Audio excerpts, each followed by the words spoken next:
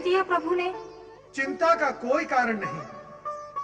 स्वामी इस समय मर्यादावश उत्तर नहीं देंगे, किंतु मेरे सम्मुख मर्यादा का ऐसा कोई बंधन नहीं है। मैं आपको उत्तर देने की स्थिति में हूं। तो बताएं देव ऋषि। नंदी, मां शक्ति ने अवतार इस हेतु लिया है कि वो भगवान भोलेनाथ की जीवन संगिनी बन सके। ये तो शुभ समाचार है। अति उत्तम, किंतु ये तो बताएं कि उनके दर्शन कब होंगे। नंदी, समय की प्रतीक्षा करना उचित होगा। नारायण नारायण नारायण। समय के साथ साथ जब तुम बड़ी हो जाओगे पार्वती, तब भी सदा स्मरण रखना, ओंकार आदिनाद है, आदि स्वर है, आदि ध्वनि है। पार्वती, तुम्हारी प्रसन्नता सदा शिव महेश्वर में ही निहित है, और महेश्वर का अक्षर स्वरूप ओंकार ही सर्वशक्तिमान है।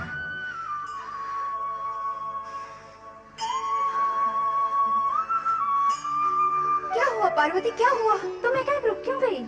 कुछ तो बोलो पार्वती। ओम नमः शिवाय, ओम नमः शिवाय, ओम नमः शिवाय, ओम नमः शिवाय, ओम नमः शिवाय, ओम नमः शिवाय, ओम नमः शिवाय, ओम नमः शिवाय, ओम नमः शिवाय, ओम नमः शिवाय, ओम नमः शिवाय। मंगल, ओम पुत्र नमः मंगल। शिवाय। पुत्र, तू माँ की पुकार ओम नमः सुनेगा, शिवाय। तभी तो भगवान तेरी पुकार सुनेंगे। ओम मंगल। नमः शिवाय। माँ, तुम यहाँ भी चली आई? पर क्यों? यही कहने कि भगवान शिव सर्वव्यापी हैं। यहाँ काशी में भी उनका वास है और कैलाश में भी वे ही विद्यमान हैं। चल पुत्र, घर चल। वहाँ चलकर शिव की आराधना भी करना और अपनी उपस्थिति से मेरे मन को शांत भी करना। माँ, यदि भगवान शिव सर्वव्यापी है तो तुम भी तो सर्वविद्यमान हो, कहाँ नहीं हो तुम? ये जग तुम पर ही तो टिका हुआ है। यहाँ से मुझे ले जाने की अपेक्षा तुम भी भगवान शिव का स्मरण करो, इससे हम दोनों का कल्याण होगा। बैठो माँ, बैठो। मेरे साथ बोलो माँ। ओम नमः शिवाय, ओम नमः शिवाय, ओम नमः शिवाय, ओम नमः शिवाय, ओम नमः शिवाय, ओम नमः शिवाय, ओम नमः शिवाय। क्षेमे सती रात्रौ ग्रामांतरम न गच्छेत्। अर्थात रास्ता अच्छा होने पर भी रात हो जाने पर एक गांव से दूसरे गांव नहीं जाना है। स्वमुखात लज्जाकरम दुखकरम अमंगलकारी न कर्तव्यम। अर्थात अपने मुख से लज्जा लगे ऐसा अन्य को दुख देने वाला अमंगलकारी वार्तालाप नहीं करना है। सप्तपदी मनुस्तृत्य बर्तुर्ग्रहे सेवा कर्तव्या। अर्थात सप्तपदी का अनुसरण कर पति के घर पर सेवा करनी है। धन्य हो पार्वती, अपने अथक परिश्रम, लगन और माता सरस्वती की असीम कृपा से तुमने सभी अपेक्षित विषयों का संपूर्ण ज्ञान प्राप्त कर लिया है। तुम्हारा बुद्धि कौशल और तर्क शक्ति देखकर मैं अति प्रसन्न हो रहा हूँ। मुझे विश्वास है कि भविष्य में तुम जीवन में साफल्य प्राप्त करोगी। नारायण नारायण। प्रसन्नता की बात है कि देवी पार्वती की शिक्षा पूर्ण हो गई। प्रणाम देवर्षि। पधारे देवर्षि। आपका पधारना सदा शुभ होता है। सदा तो नहीं मुनिवर, किंतु कभी कभी अवश्य होता है। जैसे आज देवी पार्वती की शिक्षा पूर्ण हुई। ये सब गुरुदेव की कृपा का परिणाम है। हाँ देवी हाँ, मैं कहाँ इसे अपनी कृपा का परिणाम बता रहा हूँ। गुरु की कृपा के बिना ज्ञान प्राप्त होता ही नहीं। और देवर्षि की कृपा बिना संयोग भी तो नहीं बनता। कैसा संयोग मुनिवर? वर प्राप्ति का, विवाह का संयोग। मुनिवर, आप तो दूरदर्शी हैं। केवल दूरदर्शी, किंतु आप तो त्रिकालदर्शी हैं देवर्षि। नारायण नारायण। ओम नमः शिवाय। ओम नमः शिवाय। ओम नमः शिवाय। ओम नमः शिवाय। ओम नमः शिवाय। ओम नमः शिवाय। ओम नमः शिवाय। ओम नमः शिवाय। ओम नमः शिवाय। ओम नमः शिवाय। ओम नमः शिवाय। ओम नमः शिवाय। ओम नमः शिवाय। ओम नमः शिवाय। ओम नमः शिवाय। ओम नमः शिवाय।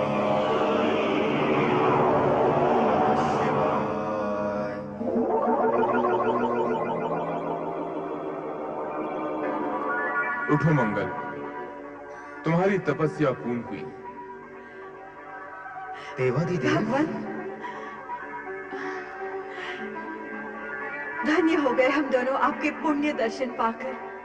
मंगल की तपस्या सफल हुई। मंगल, उठो। अब तुम्हें आकाश के ग्रहलोक में जाकर स्थित होना होगा। आकाश के ग्रहलोक में? हे शिव शंकर, मेरी कथा सुनो और मेरी व्यथा जानो। ये जिस दिन से उत्पन्न हुआ है, उस दिन से आज तक मैं इसे मिल नहीं पाई हूं। आपके द्वारा प्रदत्त यह पुत्र बालपन से आपकी आराधना में प्रवृत्त हो गया। जब इसकी आयु मुझे मां कहकर पुकारने, मेरे मन को ममत्व से आंदोलित करने, मेरे वात्सल्य प्रेम को उभारने और उसे अभिव्यक्ति करने का मार्ग देने की थी, उस दिन भी वो आपका नाम स्मरण कर रहा था और आज भी आपका जाप करता है। इसे मेरे पुत्र होने का सुख भले ही प्राप्त हुआ होगा, किंतु मुझे इसकी मां होने का सुख आज तक नहीं मिला। इसने कहा था, आपके दर्शन का लाभ होने के पश्चात यह मुझे मां का स्थान अवश्य देगा, किंतु उससे पहले तो आप इसे आकाश के ग्रह लोक में स्थान देने के इच्छुक हैं। फिर मैं क्या करूंगी? मैं कहां जाऊंगी भगवान? मेरा क्या होगा? पुत्र के होते हुए भी मैं निपुत्र रहूंगी। शांत हो जाओ धरणी, शांत हो जाओ। सत्य तो यह है कि मंगल ने ग्रह मंडल में स्थान प्राप्त करने हेतु ही मेरे श्वेत से जन्म लिया है। उसका निश्चित स्थान आकाश में स्थित ग्रह मंडल में ही है। भगवान, यदि इसके जन्म का हेतु यही था, तो आपने इसे पुत्र के रूप में मुझे प्रदान कर मेरे मन को ममत्व से क्यों जागृत किया? कहां जाए युवा पुत्र की वह मां जिसका ममत्व निरुत्तर है? देवी, तुम्हें इस प्रकार विलाप करना शोभा नहीं देता। जगत तुम्हें सहनशीला और क्षमाशीला मानता है। तुम शालीनता की प्रतिमूर्ति हो। भूमि, अचला, धरणी आदि संबोधनों से भी जगत तुम्हारा सम्मान करता है। जगत की संपूर्ण नारी जाति के लिए तुम एक अनूठा आदर्श हो। दुख और पीड़ा देने वाले के प्रति भी तुम दयावान, क्षमावान और धैर्यवान रहती हो। ऐसे विराट गुण और आदर से पूर्ण होकर भी तुम पुत्र वियोग से विचलित हो रही हो। ये स्थिति तुम्हारे गुण और धर्म से सर्वथा विपरीत है।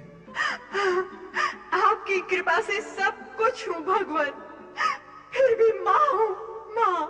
चिंता न करो देवी, मंगल तुमसे अधिक दूर नहीं रहेगा। सदा तुम्हारी आंखों के सम्मुख रहकर रक्तवर्णी ग्रह के रूप में अपना लाल प्रकाश फैलाता रहेगा।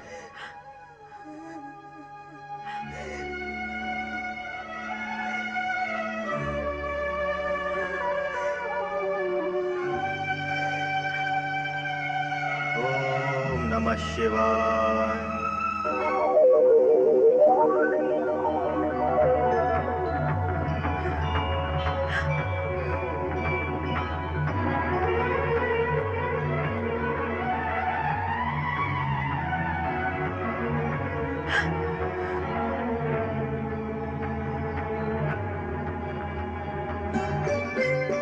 दुखी मत हो मां,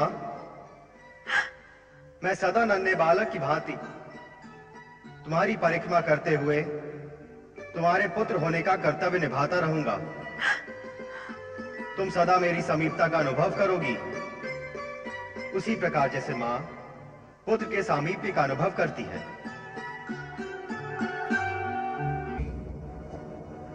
पिताश्री, क्या बात है पिताश्री? आपके श्रीमुख पर तो चिंता की रेखाएं उभर आई हैं। पुत्र के होते यदि पिता को चिंता करनी पड़े तो ये पुत्र के लिए बहुत दुख और लज्जा की बात है। कृपया अपनी चिंता का कारण बताएं। कुछ विशेष नहीं पुत्र मेरा। संतान जब युवा हो जाए तो उसके भविष्य की व्यवस्था करने का विचार आना स्वाभाविक ही है, और ये विचार ही कभी कभी चिंता का विषय बन जाता है। किंतु पिताश्री, आपको मेरे विषय में चिंता करने की क्या आवश्यकता है? आप पर विधाता की कृपा है और मुझ पर आपका आशीर्वाद।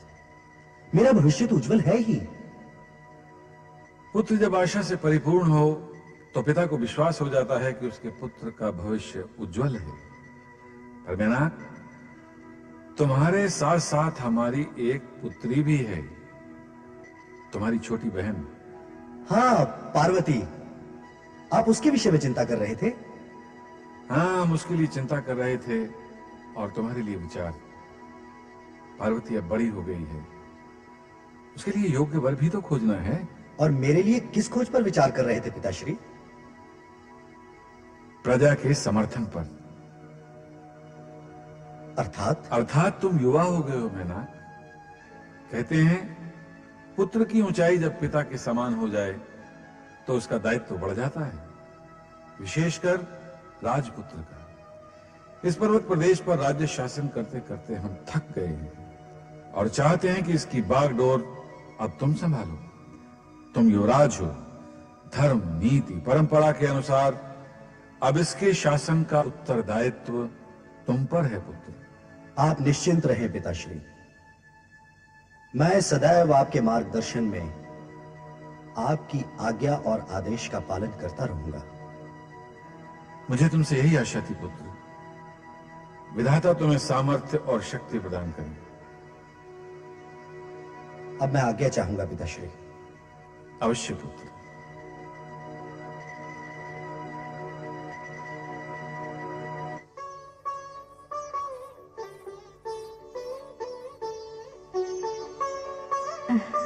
स्वामी, आप अकेले में क्या सोच सोच के मुस्कुरा रहे हैं?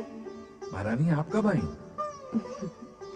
ये मेरे प्रश्न का उत्तर नहीं है स्वामी। ये मुस्कुराना तो प्रसन्नता का मुस्कुराना है महारानी।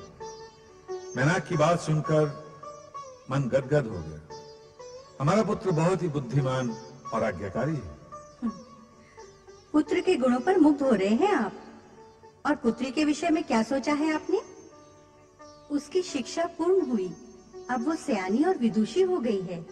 उसके लिए हमें योग्य वर की खोज करनी है। महारानी, उसकी चिंता क्यों करती हो? तुमने स्वयं ही तो कहा है कि हमारी पुत्री विदुषी है, तो ऐसी योग्य कन्या के लिए वर पक्ष वाले स्वयं हमारे पास आएंगे। नारायण नारायण। हिमालय राज, आप तो ज्योतिष विद्या के भी ज्ञाता हैं। आपका स्वागत है देव ऋषि। मेरा नमन भी स्वीकार करें देव ऋषि। कल्याण भव। आइए देव ऋषि। देव ऋषि, आपने हमें ज्योतिषी कैसे बना दिया? ये गुण तो आपका है। महाराज, भविष्यवाणी जो अभी अभी आपने की है कि वर पक्ष वाले स्वयं आपके द्वार पर आएंगे। धीरज, क्या ये संभव है? क्या ये सत्य हो सकता है? महाराज, आपको अपने ही कथन पर संदेह हो रहा है। आपने किसी न किसी विश्वास के आधार पर ही तो कुछ कहा होगा ना। पार्वती की बुद्धिमत्ता के बल पर ही मैं समझता हूं देव ऋषि कि उसे निश्चय ही सुयोग्य वर मिलेगा। फिर भी माता पिता को चिंता लगी ही रहती है। अब आप ही पार्वती के भविष्य के बारे में बताएं। आप दोनों की चिंता व्यर्थ है। पार्वती का भविष्य उज्जवल ही उज्जवल है। जब तक योग्य वर की खोज पूर्ण नहीं होती, तब तक चिंता तो स्वाभाविक ही है ना देव ऋषि। ऐसा वे ही करते हैं जिन्हें विधाता के लेख पर विश्वास नहीं होता। कन्या के भाग्य का लेख तो उसके जन्म के पूर्व ही लिख दिया जाता है। आप दोनों ये सत्य मान ही ले कि आपकी पुत्री पार्वती भाग्यशाली कन्या है। माताश्री, पिताश्री प्रणाम। सदा सुखी रहो पुत्री।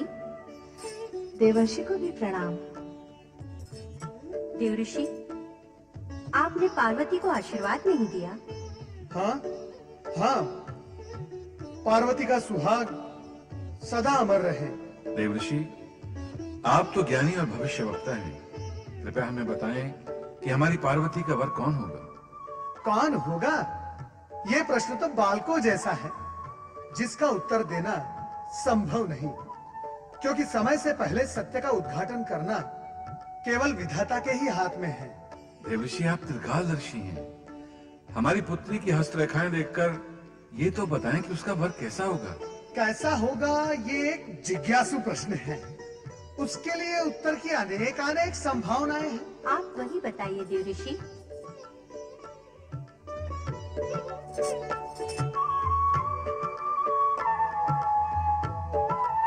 वो सब बताने में तो युग बीत जाएगा महारानी। युग बीत जाएगा? वर में असंख्य गुण हैं। कहां तक गणना करूंगा? प्रश्न यही है कि वर कैसा होगा। देव ऋषि, कुछ तो गुण बताएं, हमें उसी से संतोष हो जाएगा। तो सुनो हिमालय राज, वर का सर्वप्रथम गुण है कि वो परम संतोषी होगा। उसे किसी भी सुख, संपदा और वस्तु के प्रति कोई भी आग्रह और आकर्षण नहीं होगा। ये तो साधारण गुण है देव ऋषि। नारायण नारायण, इसे आप साधारण गुण कह रही हैं? ये सर्वश्रेष्ठ और असाधारण गुण है। कलयुग में ये एक गुण सभी गुणों पर भारी पड़ेगा। तब कन्या के माता पिता ऐसे ही वर की खोज में रहेंगे जो परम संतोषी होगा। आगे बताएं देव ऋषि। पार्वती के होने वाले पति संपूर्ण जगत द्वारा पूज्य एवं सभी शक्तियों से और दिव्य शक्तियों से परिपूर्ण होंगे। क्या कोई देवता होगा? संभव है, संभव है, क्योंकि तनिक सी प्रशंसा से प्रसन्न होने वाले हैं। अर्थात प्रशंसा प्रिय होगा। हिमालय राज, प्रशंसा उसी की होती है जो उसके योग्य होता है। उचित कहा आपने। और नारायण नारायण, कहा था ना मैंने, उनके गुणों की गणना करते करते युग बीत जाएंगे। अब तक मैंने इतने गुण बताए, क्या संतुष्टि नहीं हुई? क्या ये पर्याप्त नहीं है? वर के विषय में जिज्ञासा तो होती ही है न देव ऋषि। हिमालय राज, वर का संतोषी, सभी गुणों से परिपूर्ण और जगत में सभी द्वारा पूज्य होना, क्या ये भी पर्याप्त नहीं? पर्याप्त है देव ऋषि। नहीं नहीं, पर्याप्त नहीं है। शेष गुणों का गान और गणना आगामी भेंट में होगी। नारद अब विदा लेता है। नारायण नारायण। स्वामी, सुना आपने? हमारी पुत्री पार्वती भाग्यशाली है। उसे ऐसे सुयोग्य वर की प्राप्ति होगी। हमारी पुत्री है भी तो गुणों का भंडार महारानी। ऐसी कुदृष्टि ना लगाइए मेरी पुत्री को। विधाता उसकी रक्षा करे।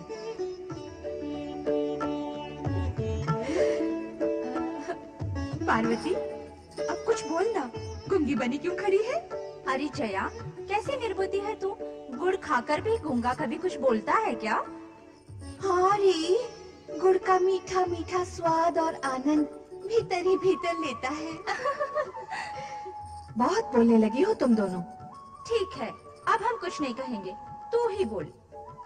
अच्छा, ये बता, देवर्षि ने हमारे होने वाले जीजा के कौन कौन से गुण बताए? क्या क्या बताया उन्होंने? तेरा विवाह कब होगा? वो कौन सी घड़ी होगी जब हमें तुम्हारे वियोग का दुख झेलना होगा? चल रे मूर्ख, ऐसे भी कोई पूछता है क्या? ये पूछ के दुल्हा राजा कब आएंगे और हमारी सखी पार्वती को दुल्हन बनाकर कब ले जाएंगे? जाओ, मैं तुम दोनों से बात नहीं करती। हाँ रे हाँ, अब तुझे समय भी कहाँ मिलेगा हमसे बात करने का? अब तो तू मन ही मन उनसे बात करती होगी। जया, अब तो हम दोनों ही बातें किया करेंगे। और उपाय भी क्या है? अभी से अभ्यास कर लेते हैं। अच्छा, अभ्यास करना है? कर लो अभ्यास।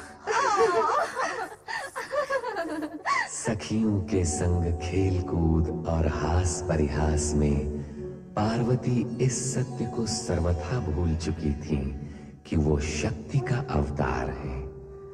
इसीलिए वो एक सामान्य कन्या की भांति भावी पति की छवि सदा मन में संजोई रहती थी। दूसरी ओर भयग्रस्त देवगण भविष्य की शंकाओं के निराकरण के लिए भगवान शिव की शरण में पहुंचते हैं, जहां शिवगण अपने स्वामी की पूजा अर्चना कर रहे हैं।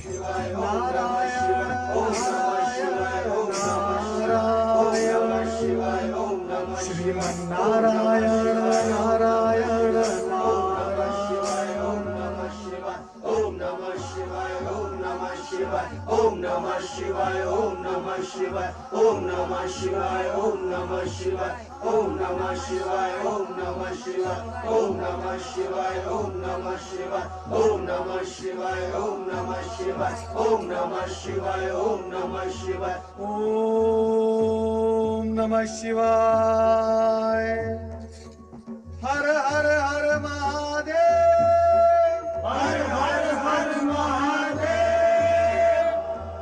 हर हर हर महादेव, हर हर हर महादेव, हर हर हर महादेव, हर हर हर महादेव। भूत भावन भगवान शिव शंकर की जय। आओ नारद, अपने आने का प्रयोजन कहो। महादेव, हम सब आपसे कुछ निवेदन करने आए हैं। जानता हूं नारद, आप लोग जब भी आते हैं निवेदन करने ही तो आते हैं। कहो। देवराज, कह दो अपने मन की बात। नहीं देवऋषि, जो भी कहना है आप ही कह दें। ऐसा कौन सा विषय है जिसे नारद और देवराज दोनों को कहने में संकोच हो रहा है? भगवान, संकोच केवल इतना ही है कि एक ही विषय के लिए हम आपको बारंबार कष्ट देने आ पहुंचते हैं। विषय और प्रयोजन कहो नारद। शक्ति अवतार को प्रकट हुए अधिक समय बीत गया है, तो पार्वती अब विवाह योग्य हो गई है। भगवान नारद, तुम उन बातों की चर्चा क्यों कर रहे हो जो मैं स्वयं जानता हूं? नारायण नारायण।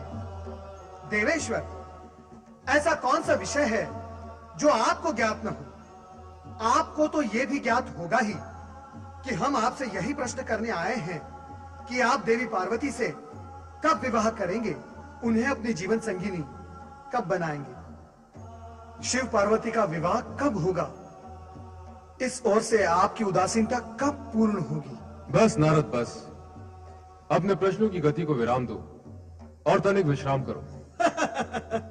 मेरे लिए तो विश्राम ही विश्राम है भगवान, परंतु इन देवगण का क्या होगा जिनका भविष्य आपके आश्रय पर आधारित है। ऐसा बार बार क्यों होता है? कैसा भगवान? देवगण को आश्रय की आवश्यकता पड़ती है। ये सब प्रतिकूल परिस्थितियों का परिणाम है देवादिदेव। केवल प्रतिकूल परिस्थिति, प्रतिकूल आचरण नहीं। महादेव, प्रतिकूल परिस्थितियां अथवा आचरण जो भी था, उसका परिणाम तो इन लोगों ने भोगा ही है भगवान। किंतु अब कष्ट से मुक्ति का विचार करना है। मात्र विचार करने से कार्य नहीं होता नारद। हर कार्य का नियत समय होता है। उस समय का समय कब आएगा भगवान, ये बता दे तो उचित होगा। नारायण नारायण। इस समय इस प्रश्न का उत्तर देना आवश्यक नहीं। तो हम पुनः कब आए देवादिदेव? उसकी क्या आवश्यकता है? अनावश्यक प्रश्नों का हल पूछने हेतु आप बार बार यहाँ आते हैं और हमारा ध्यान भंग करते हैं, बार बार हमारी समाधि में विघ्न डालते हैं। जो घटित होने वाला है वो समय आने पर अवश्य घटित होगा। कोई भी शक्ति उसे रोक नहीं सकती। आप सभी का उद्विग्न होना व्यर्थ है। धैर्यपूर्वक समय की प्रतीक्षा करें। किंतु भगवान, नारद, तुम्हारे इस किंतु परंतु का तो कोई अंत ही नहीं। तुम देवगण को धैर्य धारण करने में सहयोग दो।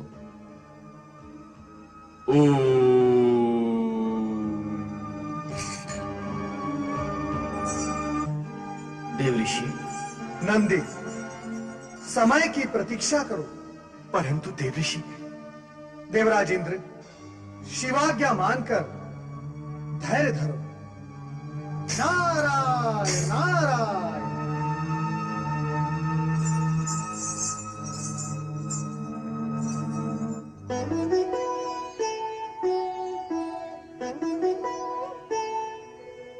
प्रणाम गुरुवर। अखंड सौभाग्यवती भव। कहो मैना रानी, यहाँ किसकी प्रतीक्षा में खड़ी हो?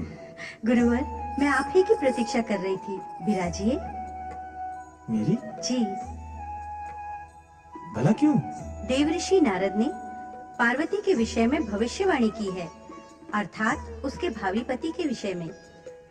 परंतु उन्होंने स्पष्ट कुछ भी नहीं बताया, केवल वर के गुण और लक्षण बताए हैं। मेरे मन में जिज्ञासा बलवती हो रही है कि ऐसे गुण और लक्षण वाला कौन हो सकता है। वहाँ पार्वती और अन्य के समक्ष प्रश्न करना मैंने उचित नहीं समझा, इसलिए मैं आपकी प्रतीक्षा कर रही थी। ओह, तो ये बात है। अच्छा मैना रानी, ये तो बताओ, देवर्षि ने भावी वर के कौन कौन से गुण व लक्षण बताए थे? उन्होंने कहा था वो परम संतोषी होगा, संपूर्ण जगत द्वारा पूज्य और दिव्य शक्तियों से परिपूर्ण होगा। वो तनिक सी प्रशंसा से प्रसन्न होने वाला होगा। और ये भी कहा था, बस मैना रानी बस, इस जगत में ऐसे गुणों व लक्षणों वाला अन्य कोई भी नहीं है। ये सारे लक्षण तो भगवान शिव जी के ही हैं। भोलेनाथ शिवशंकर। देवर्षि नारद की भविष्यवाणी सत्य ही होगी, कारण कि पार्वती का पति भगवान शिव शंकर के अतिरिक्त अन्य कोई हो ही नहीं सकता। ये शिव और शक्ति का मिलन होगा, और जो होगा शुभ ही होगा।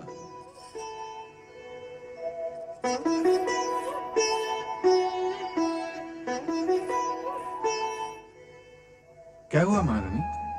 कहाँ क्या हुआ? तुम्हारे मुख पर और कहाँ, चिंता की रेखाओं ने तुम्हारे मुख को घेर लिया है।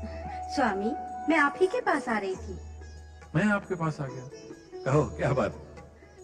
देवऋषि नारद ने पार्वती के भावी वर के विषय में जो गुण और लक्षण बताए थे, वो स्मरण है आपको? हाँ, स्मरण तो है। महर्षि गर्ग बता रहे थे कि वो सारे गुण और लक्षण भगवान शिव के हैं। भगवान शिव के गुण? क्या महर्षि गर्ग ने ऐसा कहा? हाँ स्वामी, मेरा मन तो भावी आशंका से आशंकित हो रहा है। भला एक राजकुमारी का पति एक योगी कैसे हो सकता है?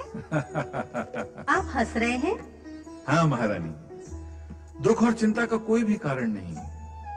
सत्य तो यह है कि भगवान शिव के विषय में हमारा ज्ञान अपूर्ण है, और जब तक ये ज्ञान पूर्ण नहीं हो जाता, जब तक भगवान शिव का पूर्ण विवरण नहीं मिल जाता, तब तक हमें धैर्य पूर्वक प्रतीक्षा करनी होती है। चलो देवी, आओ। चलिए।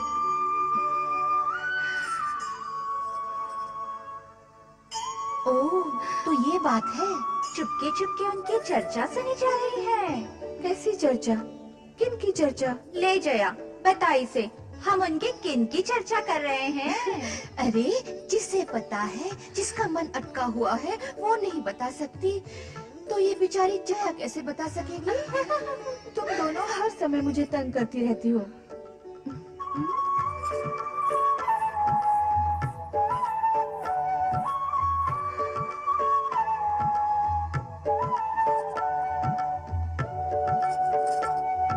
देख नहीं सकी, पार्वती को हर समय तंग करना भला नहीं है। ठीक है, भविष्य में हम हर समय नहीं, कभी कभी तंग करेंगे, क्यों? ठीक है ना? फिर वही। अरे क्या फिर वही? भीतर मन में तो लड्डू फूट रहे हैं और ऊपर से स्वांग रच रही हो। सखियों से मन की बात छिपाना अच्छी बात है क्या? बोल, बोलना अच्छी बात है क्या? नहीं, तो फिर बताना क्या मन की बात? क्या बात? फिर लगी स्वांग करने।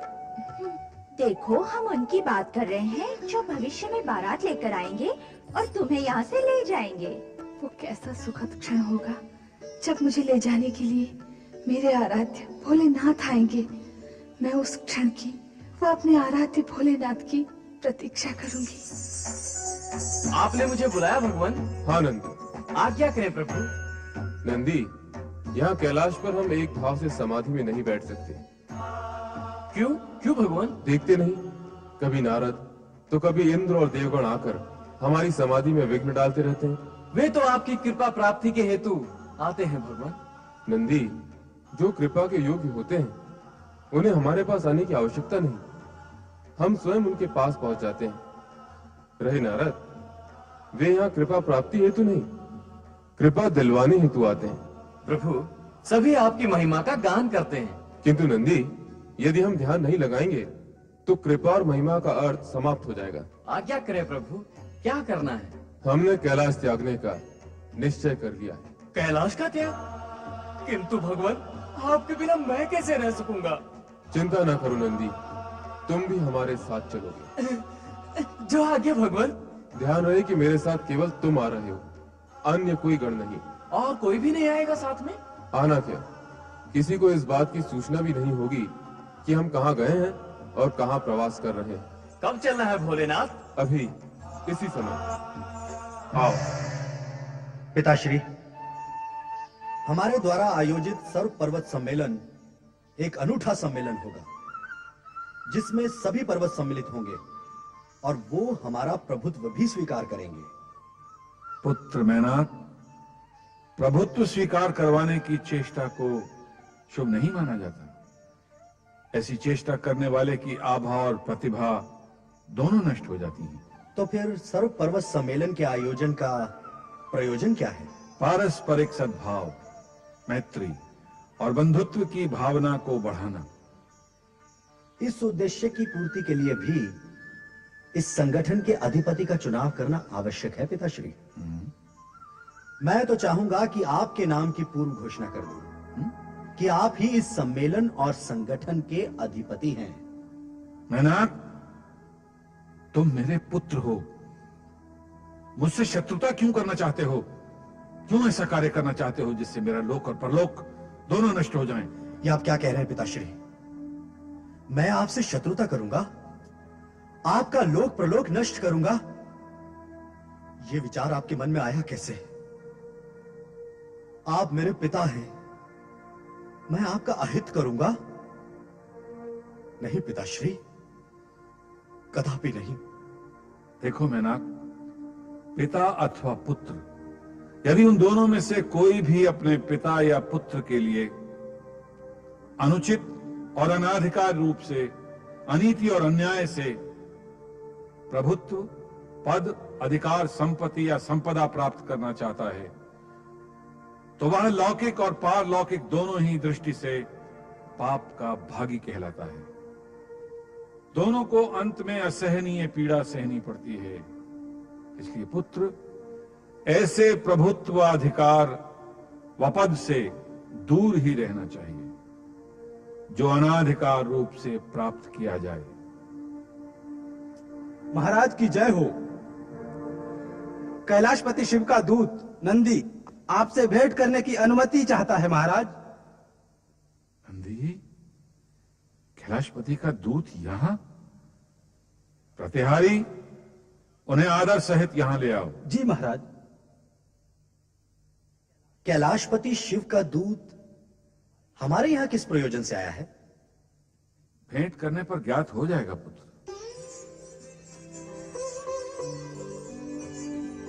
हिमालय राज की जय हो। चराचरपति देवेश्वर सदा शिव के सेवक नंदी का प्रणाम स्वीकार हो। आओ नंदी, आपका स्वागत है। कहिए, क्या समाचार लाए हो? समाचार नहीं लाए हैं हिमालय राज, हम तो अनुमति लेने आए हैं। अनुमति लेने? स्पष्ट कहिए नंदी। भगवान शिव शंकर आपके हिमगिरी शिखर पर कुछ समय के लिए एकांत ध्यान समाधि लगाना चाहते हैं। क्या आप इसकी अनुमति देंगे? कैलाशपति को भी अनुमति की आवश्यकता है नंदी। यह तो हमारा अहोभाग्य है कि कैलाशपति हमारे क्षेत्र में निवास करेंगे। ये सचमुच हमारे लिए प्रसन्नता का विषय है नंदी।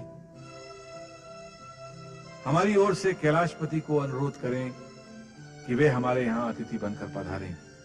हमारा समूचा परिवार उनके दर्शन से धन्य हो जाएगा। धन्यवाद हिमालय राज, मैं आपका संदेश कैलाशपति तक पहुंचा दूंगा। प्रणाम।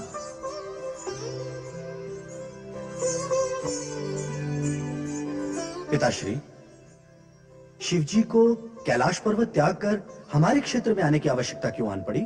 पुत्र मेनाक, जब विधाता को किसी प्राणी के सौभाग्य या दुर्भाग्य की रचना करनी होती है तो वे ऐसी परिस्थितियों और घटनाओं का निर्माण करते हैं जो साधारण मनुष्य की बुद्धि से परे है। किंतु कैलाशपति का हमारे क्षेत्र में पदार्पण निश्चय ही सौभाग्यपूर्ण होगा। कैलाशपति द्वारा किसी का आतिथ्य स्वीकार करना केवल सौभाग्य का ही नहीं, अपितु प्राणी के लिए गौरव का विषय भी है। भोलेनाथ के कैलाश से प्रस्थान करने पर और ब्रह्मलोक से ब्रह्मा जी के अदृश्य हो जाने से शिवगण तथा देवगण दोनों ही अनिश्चितता की स्थिति में थे तथा सृष्टि की व्यवस्था में भी बाधा उपस्थित होने लगी थी। किंतु देवर्षि नारद इस रहस्य से पूर्ण परिचित थे कि शिव और ब्रह्मा ने अपना अपना स्थान क्यों त्यागा और वे कहां स्थिर हैं। नारायण नारायण नारायण श्रीमन्नारायण नारायण नारायण नारायण नारायण नारायण। नारद, तुम फिर यहाँ आ गए। मैं ब्रह्मलोक से ये विचार करके यहाँ आया था कि यहाँ एकांत मिलेगा, किंतु तुम यहाँ भी मिलने चले आते हो। लगता है अब मुझे कहीं और स्थान ग्रहण करना पड़ेगा। परमपिता, यदि मैं यहाँ तक पहुँच सकता हूँ तो मैं वहाँ भी अवश्य पहुँच सकता हूँ जहाँ आप जाएंगे। ये सब आप ही की कृपा का फल है। नारायण नारायण। अच्छा, अब कहो किस प्रयोजन से आए हो? परमपिता, प्रयोजन नया नहीं। देवताओं को स्वर्ग से हटाकर तारकासुर उन पर अत्याचार करता ही जा रहा है, करता ही जा रहा है। देवताओं की दुर्दशा अब देखी नहीं जाती। आपका वरदान पाकर तारकासुर अत्यंत उद्दंड और उच्छृंखल हो गया है। नारद, देवताओं की दुर्दशा का ज्ञान मुझे है। स्वयं देवराज इंद्र एवं देवगण कुछ समय पूर्व ब्रह्मलोक में आए थे। वे तारकासुर को स्वर्ग से हटाकर वहां पुनः स्थापित होने के लिए विकल हैं। लेकिन केवल इच्छा और विकलता से ही कार्य सिद्ध नहीं होता। तो कार्य सिद्धि के लिए क्या करना होता है परमपिता? उद्देश्य की पवित्रता ही कार्य सिद्धि का मेरुदंड है नारद। देवराज इंद्र तो स्वर्ग का सिंहासन प्राप्त होते ही भोग और ऐश्वर्य में लिप्त होकर दायित्व एवं उद्देश्य दोनों भूल जाते हैं। सो तो तारकासुर भी भूला हुआ है, किंतु वो अब तक स्वर्ग के सिंहासन पर विराजमान है। तुम बार बार विधि का वेदांत भूलते हो नारद।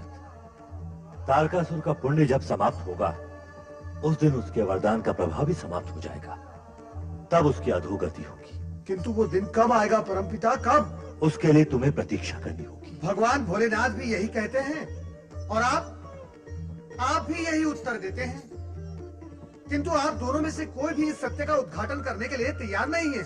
समय आने पर सब कुछ प्रकट हो जाएगा। किंतु वो समय कब आएगा? आपके वरदान के अनुसार शिवपुत्र ही तारकासुर का वध करेगा, किंतु शिवजी तो शक्ति स्वरूपा पार्वती का नाम सुनते ही और भी अधिक वैरागी हो जाते हैं। अब तो कैलाश छोड़कर और कहीं चले गए हैं। और कहीं चले गए हैं? तो क्या उनका कैलाश से जाना शुभ और कल्याणकारी हुआ? ऐसा ही लगता है। किंतु वो गए कहाँ परमपिता? क्यों, क्या तुम भी वहां जाना चाहते हो? नहीं नारद, ये उचित नहीं होगा। भोलेनाथ ने कैलाश को ध्यान समाधि के लिए कुछ समय के लिए त्याग दिया है, इसलिए तुम्हारा वहां जाना उचित नहीं होगा। इस समय केवल इतना कह सकता हूं कि यदि तुम देवराज व देवगणों का हित चाहते हो तो कुछ समय के लिए भोलेनाथ को एकांतवास करने दो, इसी में सबका कल्याण है। महारानी मैना, क्या सोच रही हो? आजकल तुम सोचने बहुत लगी हो। जब पुत्री युवा और विवाह योग्य हो जाती है ना, तो माता भी सोचने लगती है। केवल माता? कहो माता पिता सोचने लगते हैं। चलो हिमगिरी चलें और कैलाशपति के दर्शन करके आए। चलिए। किंतु स्मरण रहे, नंदीश्वर कैलाशपति का संदेश दे गए हैं कि वो एकांत की खोज में हिमगिरी के शिखर पर आए हैं, इसलिए कोई भी उनकी ध्यान समाधि में बाधा न डाले। पैनाक, हम बाधा डालने नहीं जा रहे हैं पुत्र, हम तो दर्शनों के लिए जा रहे हैं। एक ही बात है पिताश्री, आपका वहां जाना आपके लिए तो दर्शन है, किंतु उनके लिए विघ्न है। मैनाक, तुम भूल रहे हो, कैलाशपति हमारे अतिथि हैं। उनकी सुख सुविधा का ध्यान रखना हमारा परम कर्तव्य है। सत्य तो यह है कि हम उन्हें अपनी सेवाएं अर्पित करने जा रहे हैं, और इसे दर्शन कहना मातृभाषा की उत्कृष्टता है। मैं तो कहूंगा तुम भी हमारे साथ चलो और पार्वती को भी यहीं बुला लो। हाँ पुत्र।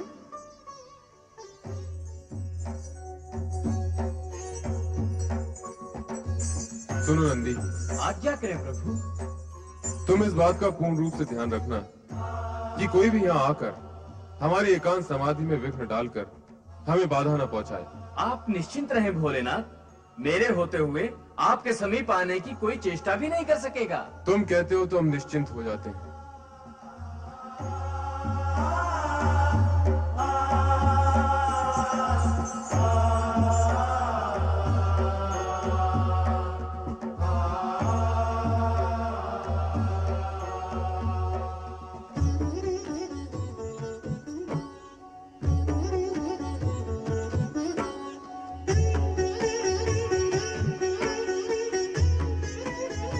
नंदी,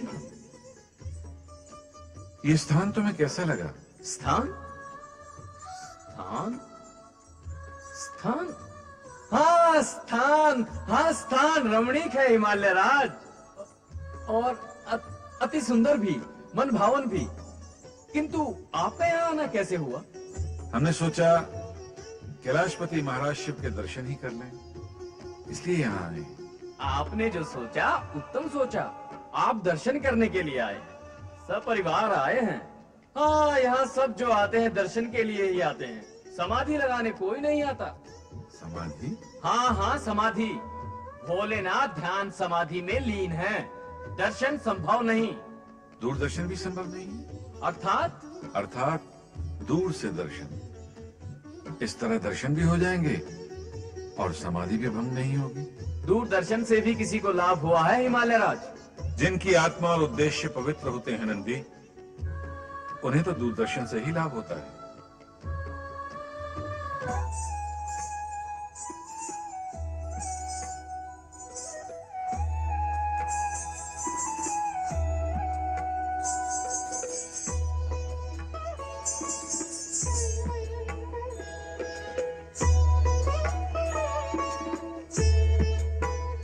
अब दूरी से क्यों, समीप से दर्शन होंगे। आओ देवी, चलिए। आओ पुत्र। भोलेनाथ, भोलेनाथ, हिमालय राज आए हैं। देवाधिदेव कैलाशपति भगवान शिव शंकर की जय।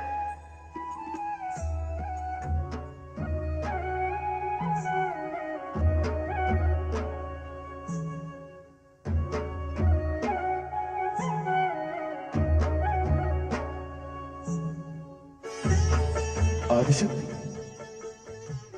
नहीं, सर्वथा नहीं, कदापि नहीं। इस समय हम मोह माया से सर्वथा विमुक्त। तुम्हारे वियोग के पश्चात वैराग्य हमारे संपूर्ण अस्तित्व का एक भाग, एक अंग बन गया है। अब हम उस वैराग्य से दूर नहीं जाएंगे।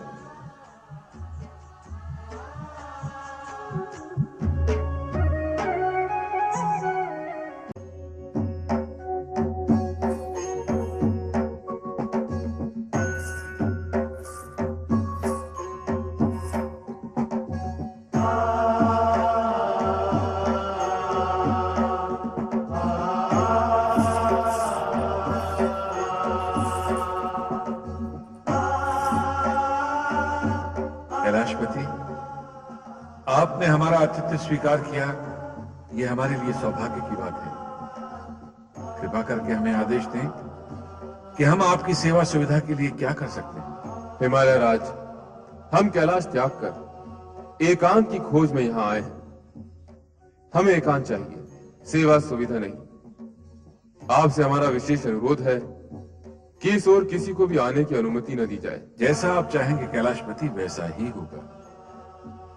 किंतु आपकी सेवा करने और आपके लिए सुविधा जुटाने से आप हमें वंचित न करें। आप हमारे अतिथि हैं और अतिथि की सेवा करना हमारा कर्तव्य है। आपकी सेवा से हमारे एकांत में बाधा पड़ेगी। ऐसी स्थिति में हमें स्थान त्याग कर किसी अन्य स्थान पर जाना होगा। नहीं कैलाशपति, हम अपने अतिथि को अप्रसन्न कदापि नहीं कर सकते।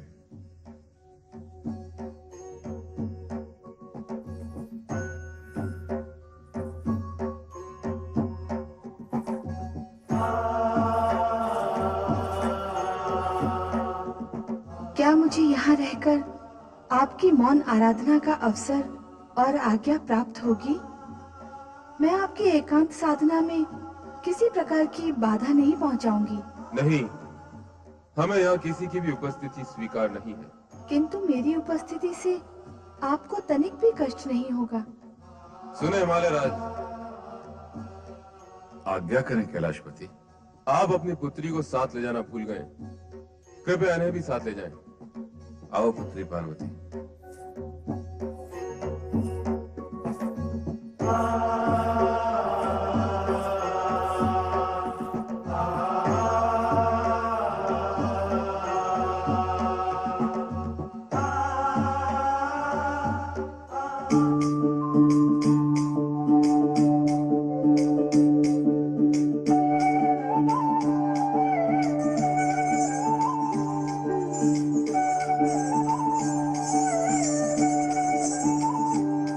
नंदी यहाँ? यदि नंदी यहाँ है तो नंदीश्वर भी अवश्य यही होंगे। जहाँ चंदन होगा सुगंध भी वही होगी। तो भगवान शिव कैलाश से अदृश्य होकर यहाँ प्रवास कर रहे हैं। वैसे ब्रह्मदेव हो या महादेव, नारद की दृष्टि से दूर कैसे जा सकते हैं? और नारायण, नारायण तो मनवाणी से भी कभी दूर नहीं जाते। नारायण नारायण नारायण नारायण। देव ऋषि, आप यहाँ पर कैसे? क्यों नंदी, हमसे बचकर भाग रहे हो? मैं नहीं देव ऋषि, वो तो भोलेनाथ। नंदी, तुम हो या तुम्हारे भोलेनाथ, नारद की दृष्टि से दूर नहीं जा सकते। अच्छा नंदी, हमें ये बताओ कि तुम और भोलेनाथ कैलाश से अदृश्य क्यों हो गए? ये तो भोलेनाथ ही जाने। नारायण नारायण, तुम भी तो कुछ जानते होगे नंदी। कहीं ऐसा तो नहीं कि वैराग प्रकट करने वाले भगवान भोलेनाथ के मन में अब अनुराग जाग गया हो और इसी कारणवश पार्वती का सामीप्य पाने हेतु वो यहाँ आ गए हो। ये सब मुझे कैसे ज्ञात होगा देव ऋषि? तो फिर मैं पूछकर ज्ञात कर लेता हूँ ना। अरे मुझ पर कृपा करें देव ऋषि, आप उस ओर ना जाएं। भगवान भोलेनाथ समाधि में लीन है, वो किसी से मिलना नहीं चाहते। मुझसे भी नहीं। नारायण नारायण। अरे नंदी, मैं उनका परम भक्त हूँ। भगवान भोलेनाथ मेरी वाणी सुने बिना नहीं रह सकते और मैं उनके दर्शन किए बिना। मुझे जाने दो। पर देव ऋषि, जो करता रहेगा पर वो शीघ्र जाएगा मर। मुझे जाने दो। नारायण नारायण।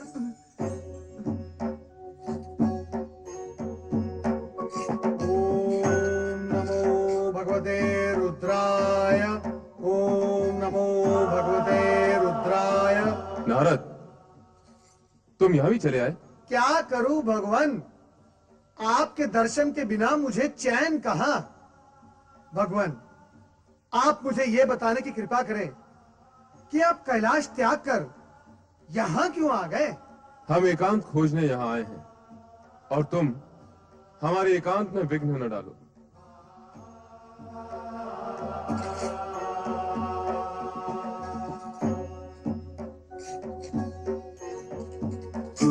नारायण नारायण। जा रहे हैं देव ऋषि? हाँ नंदी, जब नारद का वश नहीं चला तो अन्य कोई यहाँ आकर कर भी क्या सकता है। कुछ समय पूर्व हिमालय राज परिवार सहित यहाँ आए थे। परिवार? हाँ, हिमालय राज के साथ उनकी पत्नी मैना रानी, उनका पुत्र मैनाक तथा उनकी पुत्री पार्वती भी थी। अच्छा, पार्वती भी आई थी? वे सब निराश होकर लौट गए।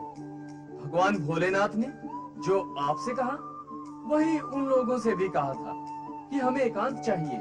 लगता है अब वो समय समीप आ गया है। कैसा समय देव ऋषि? नंदी, शक्ति ने जिस उद्देश्य से पार्वती के रूप में जन्म लिया है उसके पूर्ण होने का समय समीप आ गया है।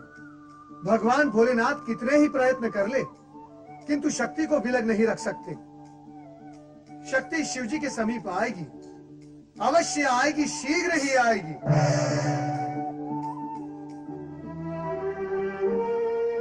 नहीं, हमें यहाँ किसी की उपस्थिति स्वीकार नहीं। हिमालय राज, आप अपनी पुत्री को साथ ले जाना भूल गए हैं।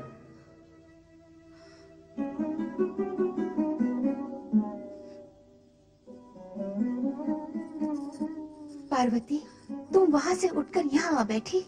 जब तुम वहाँ से यहाँ आ सकती हो तो क्या हम वहाँ से यहाँ नहीं आ सकते? क्यों तंग कर रही हो? मुझे ये सब अच्छा नहीं लगता। क्या बोलती हो पार्वती तुम? हम तुम्हारी सखियां हैं, क्या हम तुम्हें तंग करेंगे?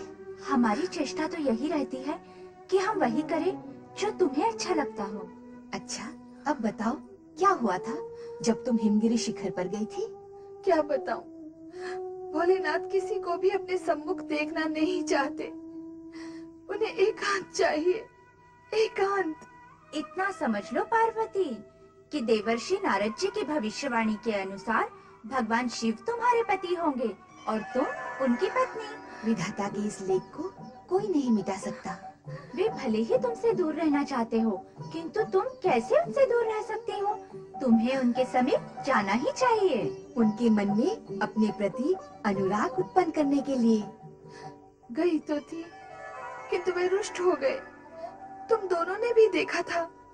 हो सकता है तुम्हारे पुनः जाने पर वो पुनः तुमसे रुष्ट हो जाए। तो क्या मैं बार बार जाकर उन्हें रुष्ट करती रहूं? नहीं सखी, ऐसी बात नहीं है।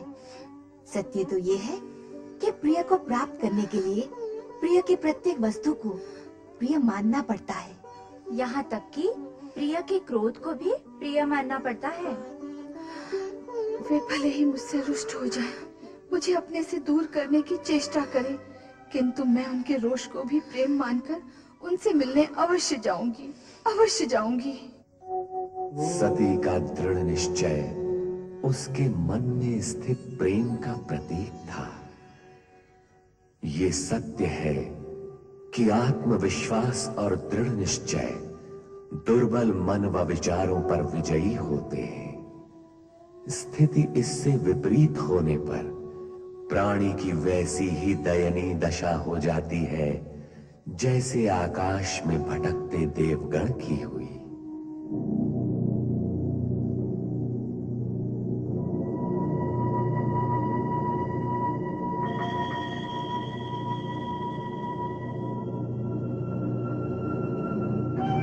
देवराजित, सुना है भगवान शिव कैलाश से अज्ञातवास के लिए चले गए। और यदि शिव शंकर इसी प्रकार अज्ञातवास में रहे तो हमारी क्या दशा होगी?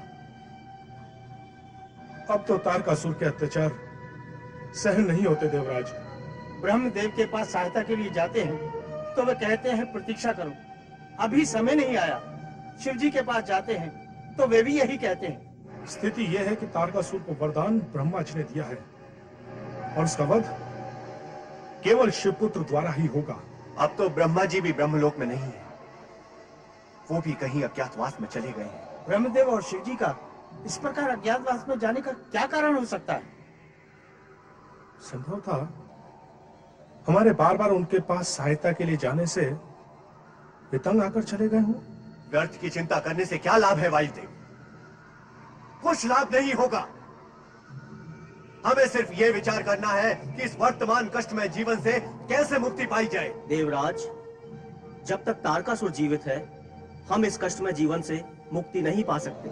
हमारी मुक्ति के लिए तारकासुर का वध आवश्यक है देवराज।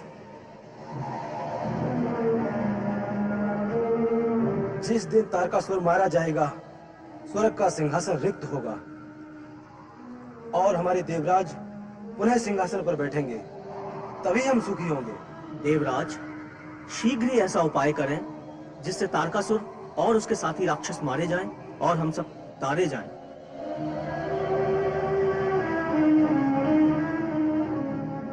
क्या उपाय किया जा सकता है सूर्यदेव? ब्रह्मदेव और महादेव से मिलने की दूर दूर तक कोई संभावना नहीं।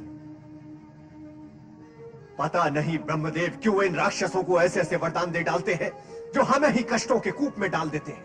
अनेक बार ऐसा हुआ है। जब भी ब्रह्मदेव ने किसी राक्षस को वरदान दिया है उसने देवताओं पर अत्याचार अवश्य किया है। मेरा विचार है कि हमें ब्रह्मदेव का स्मरण कर उनसे प्रार्थना करनी चाहिए कि वे शीघ्र ही तारकासुर के वध की व्यवस्था करें। अरे दुष्टों, हमारे स्वामी के विरुद्ध षड्यंत्र रच रहे हो। तुम उनका वध करना चाहते हो, इससे पहले कि हम तुम्हारा वध कर देंगे। ले चलो इन्हें, तारकासुर के पास।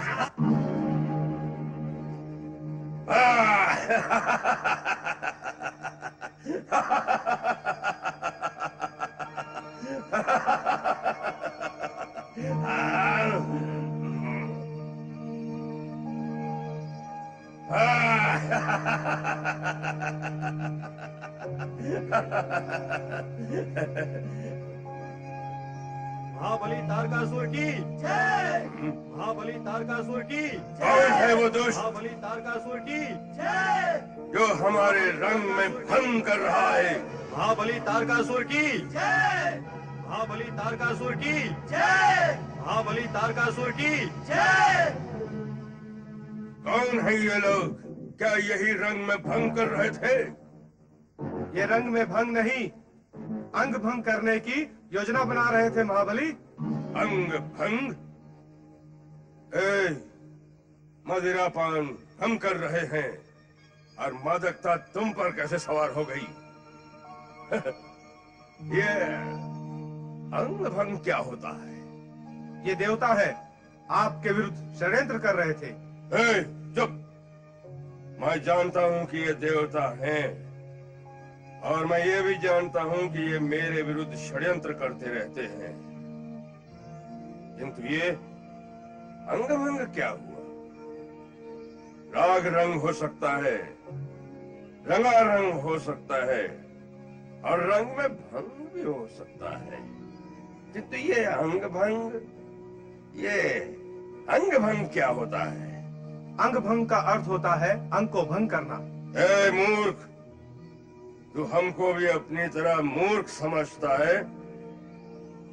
अरे दुष्ट, सभा भंग होती है, निद्रा भंग होती है, शांति भंग होती है, नियम भी भंग हो जाते हैं, पर ये अंग भंग कैसे हो सकते हैं?